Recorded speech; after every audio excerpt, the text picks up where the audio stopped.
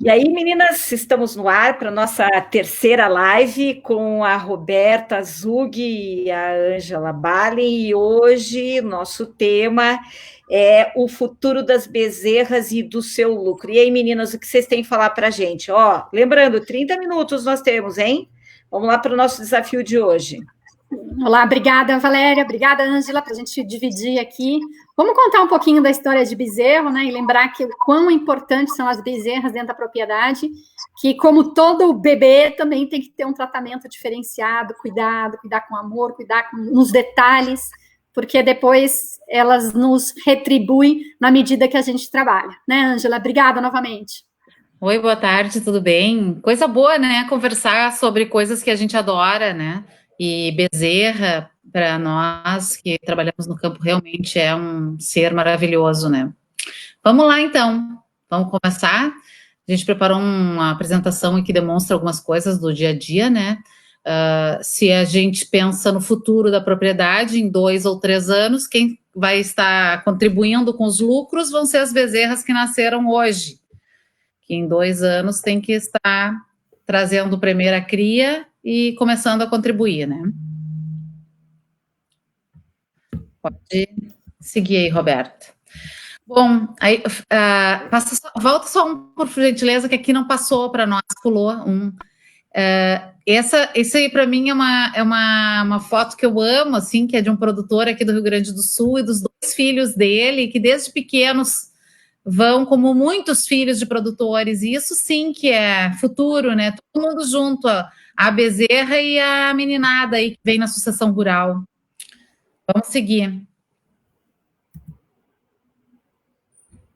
Bom, então, a gente tem que preparar uma vaca. Como é que começa preparando essa vaca? A gente tem que dar uma atenção ao parto, né?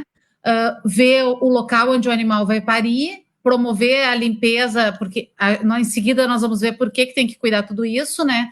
Promover a limpeza de nariz e boca da bezerra, para que ela não inale mais secreção que possa estar ali dentro do nariz, da boca dela, né? E fazer a cura do umbigo, fazer uma boa colostragem, marcar, anotar o número da bezerra, se vai brincar ou não, e pesar. É muito importante pesar elas no dia que elas nascem também, para saber o peso inicial, qual foi o start inicial dela, né? Então, pesar e anotar, né, Ângela? Porque uma vez pesar eu briguei com um técnico, por que não Exatamente. Não estava anotando, aí ele falou, não, mas eu peso, eu só não escrevo, também não adianta, né, tem que fazer as duas coisas. Sim, aí não adianta só anotar e não saber se está melhorando ou não, ter um parâmetro de comparação, né? E ter uma boa oferta de leite, isso para o decorrer da vida da bezerra, né? De leite, de ração, água e feno, enfim. Pode passar aí, Roberto. Bom, anotar o registro de cobertura da mãe, saber ter a previsão de parto, né? Acompanhar ela, já vai estar no período seco, período chamado de transição também. Vamos passar aí, que acho que na sequência já vem o que a gente está falando, né? A gente tem que ter um cuidado, porque se a bezerra é o futuro da propriedade, onde é que o teu futuro vai nascer? O que tu deseja para o teu futuro, né? Então vamos ter atenção a isso. Se ela é a tua fonte de renda futura e tu tratar muito mal esse teu futuro não vai ser bom, teu futuro vai ser ruim. Como o produtor está cuidando desse futuro, né? A gente vai ver na sequência aí já algumas imagens que mostram esse tipo de cuidado. Pode passar aí, Roberto. Bom, gente, eu só coloquei isso aí para lembrar vocês que pode ser que para quem não é dos estados do sul, que eu possa falar terneira e a pessoa não saiba o que é. Terneira é bezerra, tá? É a mesma coisa, como nós tratamos aqui a bezerra, nós chamamos de terneira, que é uma influência com Argentina e Uruguai, onde é terneira, tá? Então vamos adiante. Bom, local de parto, então. O local de parto tem que ser um local limpo, se for galpão, né, se estiver fechado. Vocês vão ver mais adiante num slide que tem um local muito ruim, que não é um local adequado, porque é muito contaminado. A bezerra, é bom lembrar que ela nasce zero de imunidade, ela não tem nenhuma defesa no corpo, ela não tem como se defender. Então, aqui é uma foto que realmente a pessoa teve o capricho de ainda botar uma lona para não grudar muita serragem no animal, né?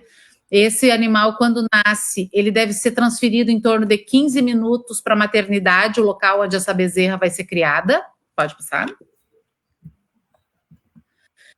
Aí, um animal a campo, se vocês observarem, eu não sei se quem está assistindo consegue ver, mas na cabeça da bezerra, tu tem como mexer o mouse aí, Roberta?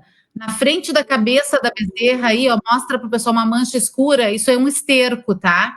É um esterco fresco. Então, essa vaca é uma vaca de 55, 56 litros de leite dia, no pico de lactação. Foi inseminada com um touro sexado para que ela tivesse uma filha.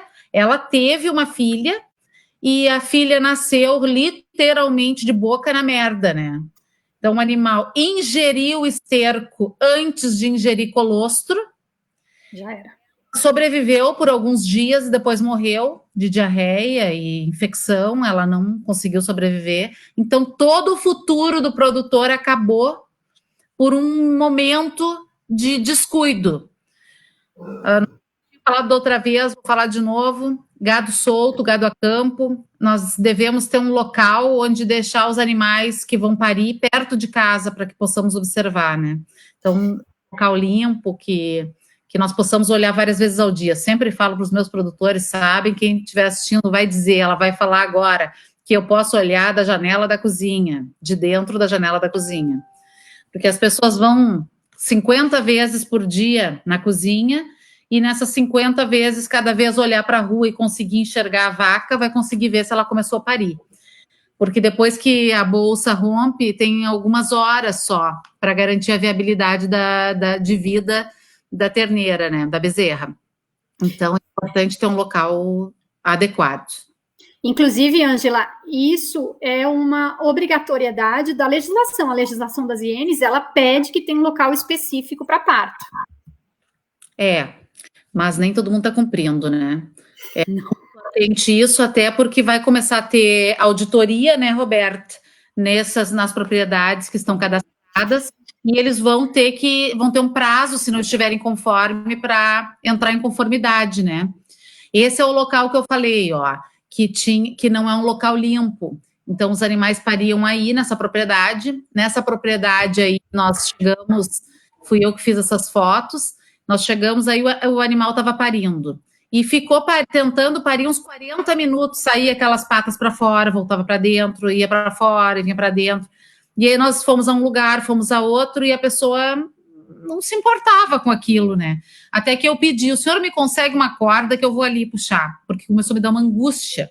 E se a gente observar nessa foto maior, a gente consegue ver que a língua da bezerra está roxinha, porque o animal, que na verdade era um macho, nasceu um macho, ele já estava em sofrimento fetal, né? De tanto tempo, era muito grande, ela não conseguia parir ele sozinha, teve que ser ajudado. Então, a gente tem que, se precisar intervenção, tem que intervir logo, tem que ajudar logo, porque o animal faz muita força, muita contração, gasta muito cálcio, vai ter recuperação pior depois, o produtor vai ter um gasto nisso, né? Então, tentar resolver a questão mais cedo, ter mais atenção para não ter gastos.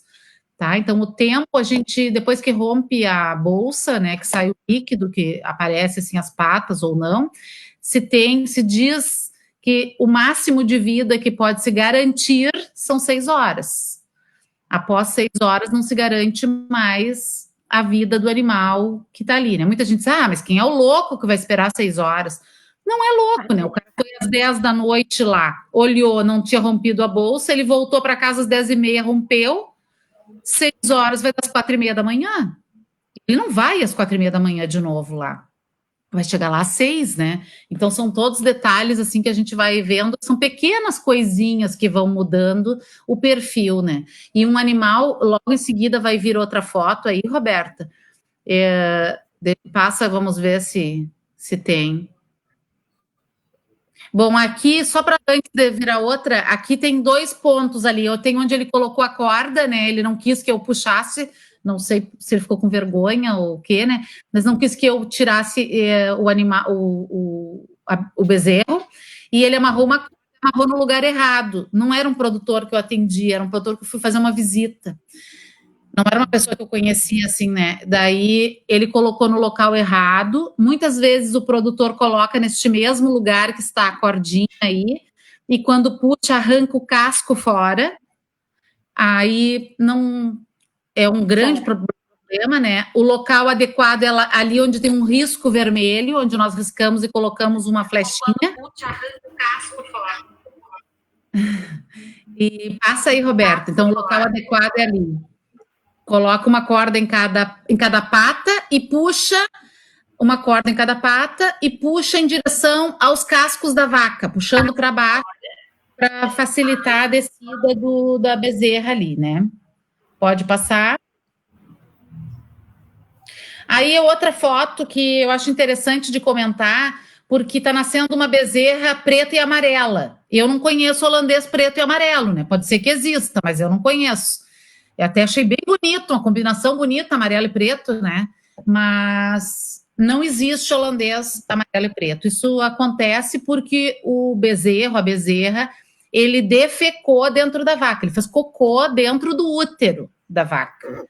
Por sofrimento, por estar passando da hora, por não estar conseguindo respirar, entrou todo num processo de estresse. Ele fez esse cocô lá, então a vaca já vai ter infecção, vai ter dificuldade para pegar cria. E o bezerro, a bezerra, se estava lá dentro a cabeça ainda enquanto defecou, né? Porque aqui a gente não consegue ver, só uma foto, e possivelmente vai aspirar. Aspirar é tentar respirar lá dentro e puxar o líquido de dentro do útero junto com o próprio cocô. Então vai para dentro do pulmão e já vai começar uma infecção, uma pneumonia, né? Só chamando a atenção que nessa foto aí a corrente obstétrica que está ali nas patinhas está no lugar certo. Tá? Então, essa cor amarela vem disso. Bom, aqui vem a questão do umbigo, né? Que saindo a bezerra, a gente já tem que cortar o umbigo. E se recomenda sempre que se encoste a mão na barriguinha da bezerra e corte 4 dedos. Não deixe muito mais comprido que 4 dedos. Porque ele suja mais, ele contamina mais. No máximo 4 dedos. Corta com a tesoura. E o umbigo, quando corta, ele tem uma função, ele alimenta o animal, ele respira por ali, a bezerra pelo umbigo, a bezerra se alimenta pelo umbigo, ela se aquece pelo umbigo, ela tem todas as defesas dela que vem da mãe, vem pelo sangue da mãe, vem pelo umbigo, né? E o umbigo, essa foto é muito interessante, porque o produtor, quando ele olha o umbigo, ele vê aquela capa, que é um couro, tem pele, né? Ou que é só uma parte que é uma pele. Ele não consegue enxergar essas estruturas dentro do umbigo. Mas todos os animais têm essa estrutura. Por isso que a pessoa tem que colocar iodo. É um hábito do produtor, pelo menos aqui dos estados do sul a gente vê isso muito. Muitas pessoas querem utilizar a mata-bicheira, o azulão, o prata, esse tipo de produto. Por quê? Porque não vai mosca lá. Só que não é a solução, porque o iodo, que é a coisa certa, adequada para usar no umbigo, ele faz um ressecamento interno. Além dele ser um desinfetante, ele resseca e faz essas estruturas que parecem que são caninhos, né? Porque é uma artéria, uma veia, elas fecharem de dentro para fora. Delas não, e o azulão, aquele produto azul, aquele produto prata, ele não tem essa capacidade. Ele é um repelente de insetos. Tá? Ele é um inseticida, né? Pode passar. As formas, então, de... Roberta? Oi? Tá. Aí, então, se a contaminação, né? Se por acaso essa bezerra que não tenha sido utilizado o iodo nela, se entrar contaminação pela artéria, que está ali dentro do umbigo, faz parte do umbigo, né? Ela vai ter uma pneumonia, uma artrite. Se a contaminação for pela veia, pode ter abscessos no fígado, e se a contaminação for do úreco, vai ter problemas de rim e bexiga. Qualquer uma dessas contaminações que levem à infecção não tratadas podem levar a septicemia e morte, tá? Pode passar. Bom, aí a forma mais comum de se fazer a cura do umbigo é colocar iodo, né, nesse equipamento aí, nesse pote que é para fazer pré ou pós-dipping, né? Não tem retorno esse produto aí. Se utiliza, eu recomendo para os meus produtores, para simplificar a vida deles, que todos os dias, quando eles forem dar mamadeira para bezerra, na primeira semana eles apliquem. Ela está mamando, você coloca lá enquanto ela está mamando, está segurando ali a mamadeira, né? Você coloca ali, mergulha, uma vez, bem feitinho, tá feito. Em alguns segundos está feito. Tem outras pessoas que recomendam, também está no próximo slide, que se deite a bezerra de barriga para cima e se injete com uma seringa sem agulha o iodo para dentro para que ele seja mais efetivo. Ele é muito bom, essa aplicação, só que algumas pessoas sozinhas não conseguem fazer, precisam entre duas pessoas, uma segurar e a outra aplicar, tá? Pode passar. Aí está um exemplo de uma propriedade que eu fui no ano passado que não aplicou iodo, né? E o animal está num estábulo fechado, com esterco, eram várias bezerras de várias idades juntas. E meu produtor, eu olhei aquilo, palpei e vi que parecia um abscesso, né? Eu utilizei a agulha e ele já estourou e vazou tudo. Aí, então, esse é um problema. Isso é um animal que não retorna o que ela perdeu. E ela perde... O mais triste é que elas têm potencial genético, né? De produção, e elas vão perdendo por erros pequenos de manejo, coisinhas mínimas, assim. Pode passar que tem outra história triste aí. Então, Ângela, veja, investe tanto às vezes na compra de um sêmen, de um material, e peca em coisas que são tão básicas, né? Que é muito... Exatamente. Nossa, isso é tão conhecido já, né? Quem pratica isso sabe. E a dificuldade que a gente tem que pensar que o bezerro não tem nenhuma imunidade. E ele precisa ser cuidado, né? Você precisa ter esses cuidados, ele não vai por conta. Senão é isso que isso que acontece. Exatamente. É que muitos produtores, Roberta, acham que como os bovinos nascem na natureza, sempre nasceram na natureza, que a natureza não precisava fazer isso. Só que o que a gente tem que explicar para o produtor sempre é que quando os bovinos eram nômades, soltos no mundo, dificilmente eles dormiam no mesmo local. Então, eles não dormiam em locais contaminados, eles estavam trocando de ambiente. E o meio, o sol, a chuva, fazia a limpeza dos locais, eram menos concentração. Hoje a gente cria o mesmo animal, hoje tem propriedades que estão assim, há 70, 80, 100 anos criando animais. Já tem contaminação ali no local, né? Tu vai ter que fazer uma... Não, além disso, Ângela, veja bem, além dessa questão de já ter a contaminação, a gente tem um melhoramento genético onde você não foi atrás desse tipo de característica, você buscou selecionar outras características. Produção, então, né? Essa rusticidade não precisa, né? Isso foi deixado de lado. A gente busca um animal mais produtivo e tal, acaba perdendo, por exemplo, em rusticidade. Sem contar que a mortalidade no ambiente é sempre muito maior. A gente não quer jogar com a mesma mortalidade que você tem quando o animal está num ambiente normal, assim, né, fora do contato humano, do cuidado humano. Então, a gente tem que fazer, se a gente selecionou para isso, a gente também tem que entender que a gente tem que colocar práticas que possam contornar essa seleção que a gente fez. E aí é que a gente não entende a tristeza de deixar acontecer isso com um animal que vai ser o futuro da propriedade, entendeu? Como essa aí, ó. Essa teve artrite, tá saindo pus das articulações dela, isso não tem futuro, um animal que vai ter muita dor, não consegue levantar e caminhar o dia todo, quer seja para ir no coxo, quer seja para ir no pasto. Então, não justifica tu gastar todo esse investimento, né? Passa aí para a gente ter mais uma na sequência. Aí tem uma bezerra que também eu cheguei nessa propriedade, ela tinha esse umbigo, eu virei ela, esse umbigo voltou todo para dentro, isso era uma hérnia umbilical. Eu pedi para o produtor que ele chamasse um veterinário e fizesse uma cirurgia, porque não tinha solução, ele não quis chamar, ela ficou doente, daí ele chamou o veterinário, a hérnia tinha estrangulado e a bezerra morreu. O veterinário até operou, mas ela já tinha uma septicemia e morreu. tá? Então, essa aí, ela já foi. Pode passar. Bom, aqui vem uma coisa interessante que a gente falou antes da colostragem, né? As duas fotos são propriedades que participavam de um programa aqui do Rio Grande do Sul de atendimento. Eu quero que tu passe o mouse aí, Roberta, vê se tu localiza nessa foto que tem uma vaca mais suja, porque ela é um local, elas são vacas soltas a campo, e essa mais suja aí, ela é uma vaca bem branca, holandesa, e ela tinha chovido muito. Só que eu quero que tu mostre onde é que é o jarrete dela. Não, tá meio grande, né? Meio tudo. Indica aí a pontinha de cima do jarrete. Aí a ponta do jarrete. O jarrete, pessoal, para quem estiver ouvindo, não sabe, não conhece por jarrete, é aquele joelhinho virado para trás que a vaca tem nas patas traseiras, tá? Então, eu só estou chamando atenção para isso porque eu cheguei na propriedade, essa vaca tinha parido. E eu falei para o produtor, vamos trazer para dar o colostro? Não, ele fala terneira, né? Terneira se vira. Não vai se virar. Era um dia que estava 7 graus no Rio Grande do Sul. Ela só conseguiria mamar se ela se ajoelhasse ou se deitasse. Um ubre muito baixo. Não tem como o animal colocar essa teta dentro da boca.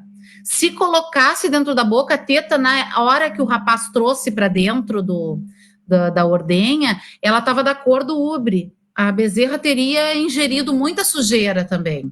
Então, a gente trouxe, mas trouxe aí no limite, né? Eram 4 horas, assim, de que ela tinha parido, numa temperatura de 7 graus, e ele só trouxe para dentro depois que eu peguei um coxo de silagem, um colchão de silagem, que tinha, virei tudo em cima da bezerra, me lembrei de um vídeo que eu vi, e tapei a bezerra toda de silagem, então, pelo menos daquele de frio, ela não ia morrer ali, né? Que me deu um pavor de ver aquilo.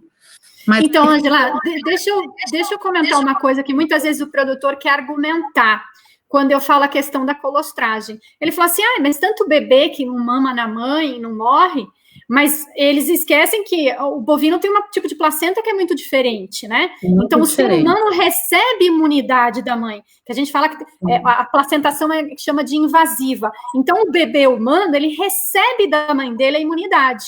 O nosso bebê, o nosso bezerro, a nossa terneira do Rio Grande do Sul, ela não recebe isso. Ou ela toma dentro daquela janela que ela consegue absorver, ou ela nasce sem imunidade nenhuma se ela não tomar o colostro. Então, não dá para fazer essa analogia, né, comparar com o ser humano, porque são estruturas diferentes. Então, a gente precisa muito bater na tecla de beber o colostro corretamente. Com certeza. E aí, tanto os dois, um já fazia 4 horas, e o outro, na hora que pariu, eu estava chegando lá, essa da direita, que para mim é na direita, né?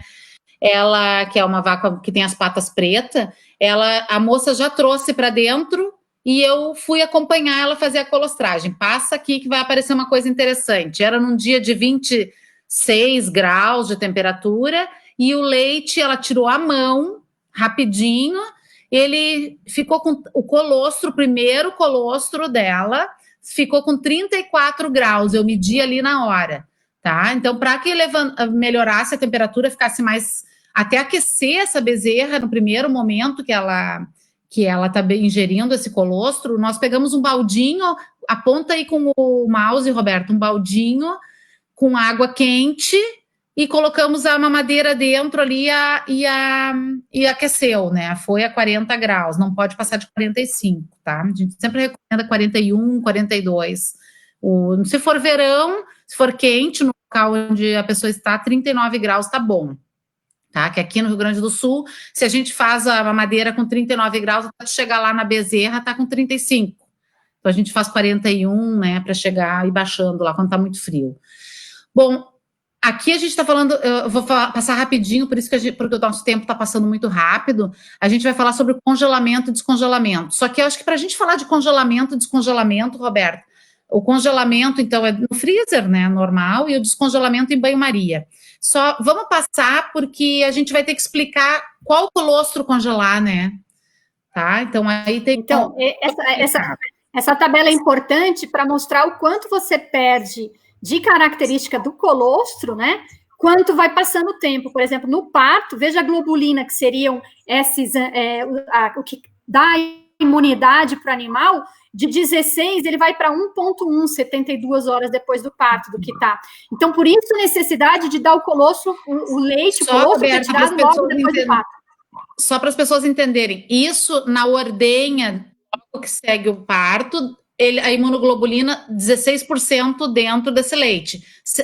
A ordenha 72 horas depois, aquele leite da ordenha 72 horas sai com 1,1. Não é que o leite vai diminuir, o leite não diminui, né? A vaca que não vai... Não, é a porcentagem, né?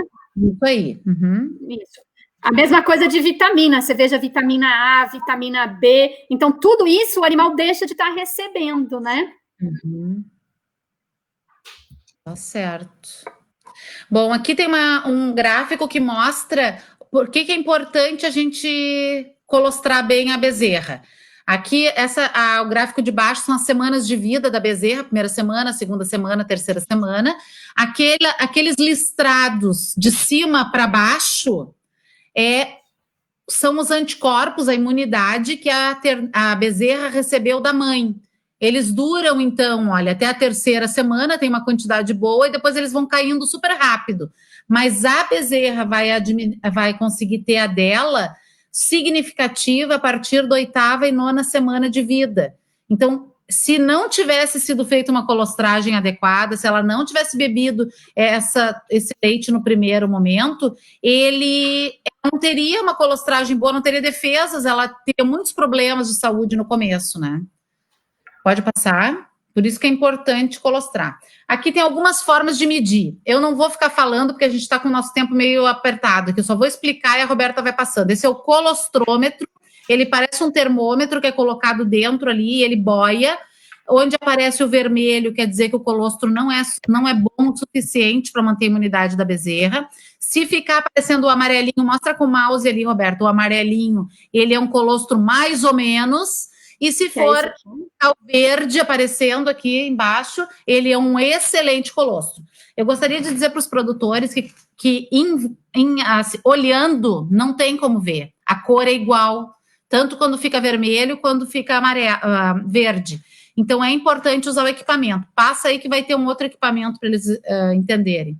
Existe também o refratrômetro de Brix. Passa aí, Roberta, que tem mais, que já explica. Aí vem as medidas do refratômetro, mostrando quando é bom, quando é médio, quando é ruim. Pode passar. E a calibragem também. Esse aí é um outro equipamento que se joga essas bolinhas dentro do colostro e elas sobem para dizer se o colostro é bom ou não é bom. Passa.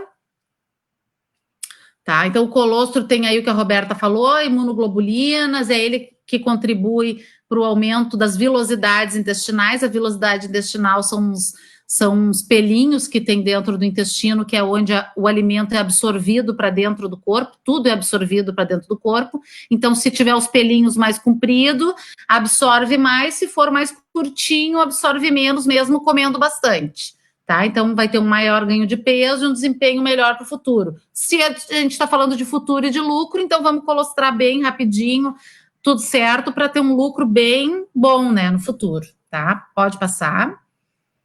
Aí pode passar também, que é o refratrômetro, como a gente falou, mostrando as proteínas, né?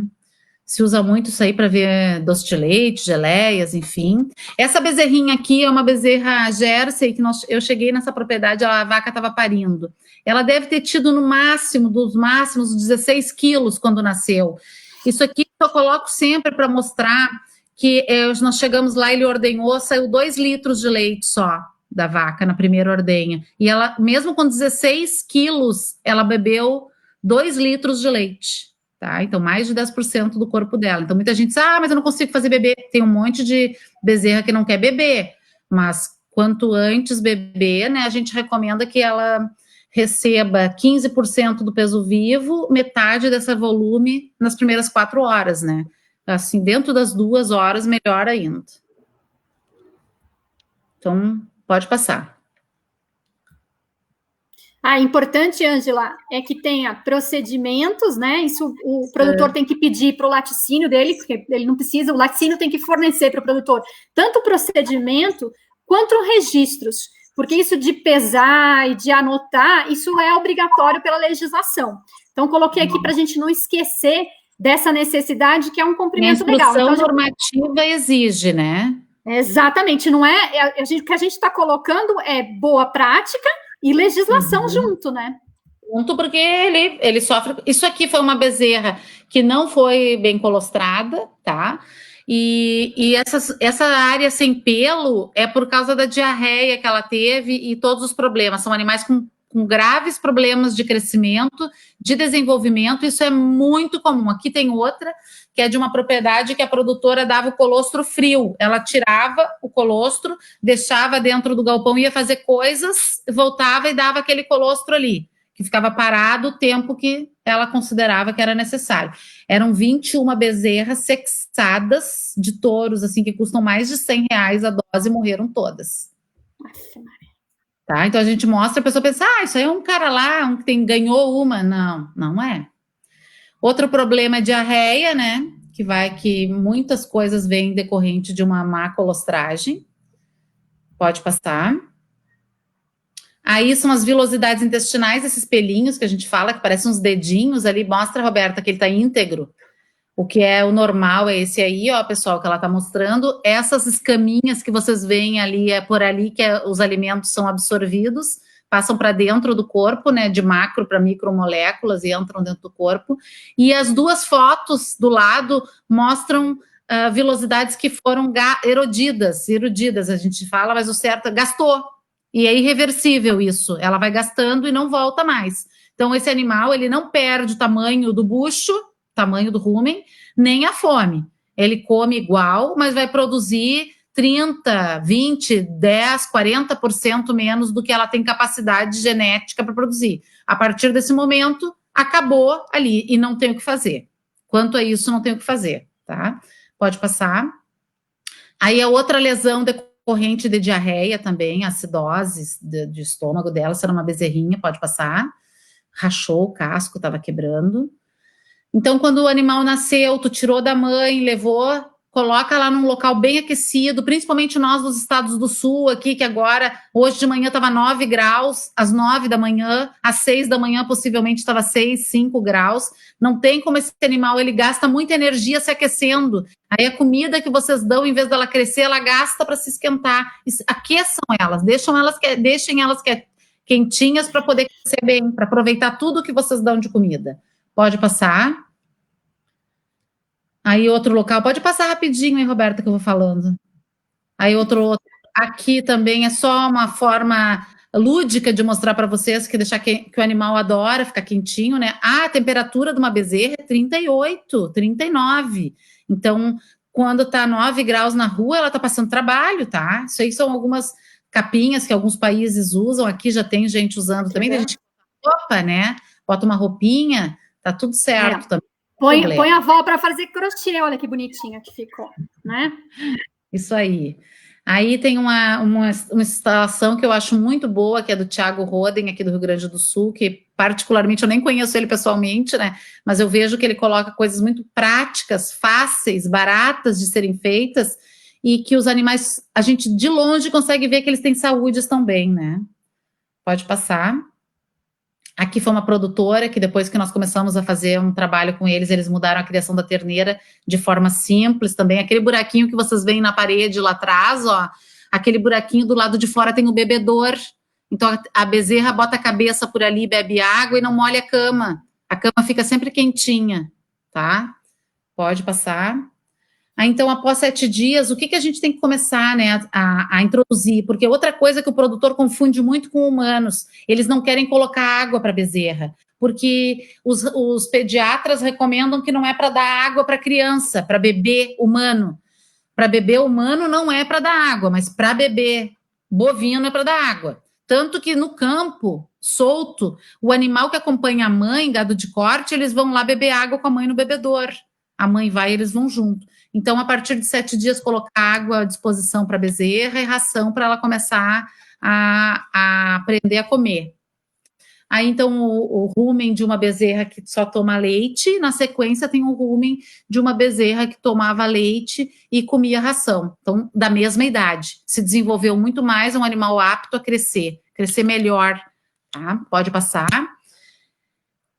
Bom, aí a gente faz sempre um treinamento mostrando coisas que tem que fazer, né? Então, aleitamento, quantidade de leite que dá, temperatura, de novo, vamos falar aí 39 no verão, 41 no inverno, era uma feira que a gente estava fazendo, pode passar esse aí. Nós sempre fazemos umas oficinas.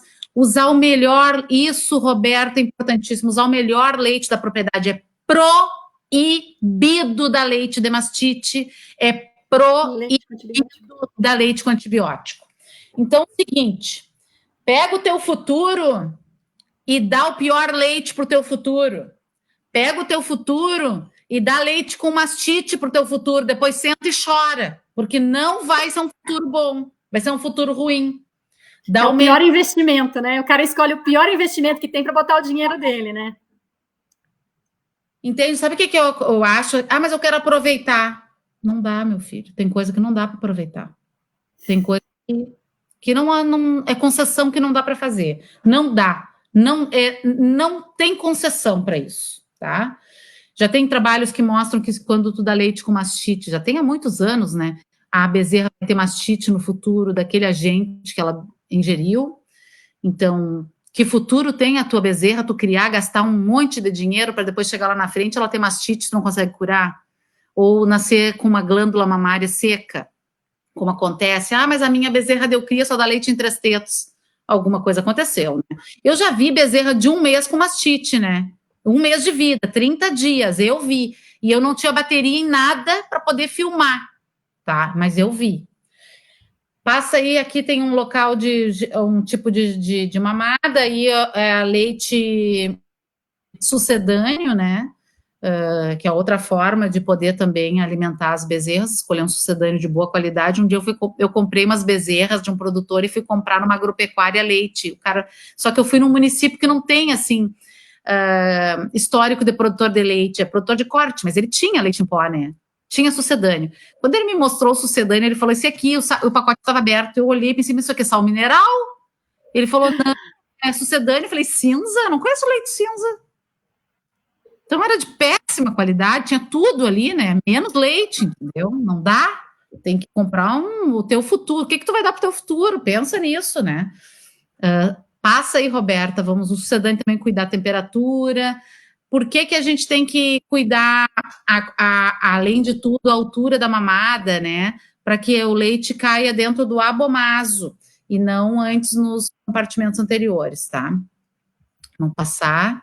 Aí, então, tem a goteira esofágica, que talvez os produtores nunca tenham visto. Essa estrutura, passa o mouse aí em cima para eles verem, que parece eu acho que ele parece uma canoa, né? Então, ele leite, fecha, né, para tomar. Quando ele sai, a sensação que eu tenho é como se a criança que desce num escorregador, quando ela desce, ela não cai lá na frente assim, ela pula e cai lá na frente, né? A mesma coisa, essa estrutura que a natureza fez para o ruminante, para que ele mamasse numa altura como a do ubre da vaca, tá? A natureza é perfeita. O ser humano que vai lá estraga tudo, tá? Então, a gente tem que seguir um pouco o que a natureza ensinou. Pode passar essa aí. Água e ração, que nós estamos falando, né? Água bem limpa. Então, aqui na esquerda tem uma água super limpa, que dá para pegar e ali beber aquela água. E na direita, socorro, né? Olha a carinha dela, ela tá olhando com uma carinha assim de me salva. Eu vou ter que botar minha boca nisso. Exatamente. Aí uma ração, então, inicial, que muitas vezes vem nesse formato, que é para melhorar a palatabilidade, né? Sal mineral a gente recomenda também desde o início da vida, 1 semana já pode começar a oferecer para elas. Pode passar, Roberta. Feno também, só que o feno tem que cuidar, tem que ser de muito boa qualidade. Tem uma discussão grande, dar ou não dar feno, enfim, né? Que eu não vou entrar hoje no mérito disso nutricionalmente, mas feno para bezerra tem que ser feno bem macio, que você pega, assim, aperta na mão e não pode cravar na mão em lugar nenhum, ele tem que ser bem macio. Se ele for muito duro, ele vai, lá naqueles dedinhos que nós mostramos nas velocidades, ele vai raspar aquilo e vai estragar e vai prejudicar. Então, essa forma da gente saber, por isso que tem que pesar e medir a bezerra quando nasce, porque depois tem uma tabela, mês a mês, quanto que ela tem que pesar e medir, na raça Jersey ou na raça holandesa. Essa fita, ela é mais ou menos assim, ó, aqui tem os números, né? Animais de grande porte, animais de médio porte, animais de pequeno porte, raças, né, de pequeno porte, raças de médio porte, raças de grande porte. Então, aqui tem, por exemplo, 70 centímetros equivale a 37 quilos num holandês. Quando o animal nasce, que a gente passa a fita e ela é menor do que isso, a gente usa uma balancinha dessas, ó, que é para até 50 quilos. Deixa eu tapar a marca aqui, que a gente não tá fazendo propaganda, né? Que é para até 50 quilos, tu coloca a bezerra dentro de um saco, pendura e ela é digital, né? Já aparece o númerozinho aqui, tu já sai anotando ali o primeiro peso dela, tá?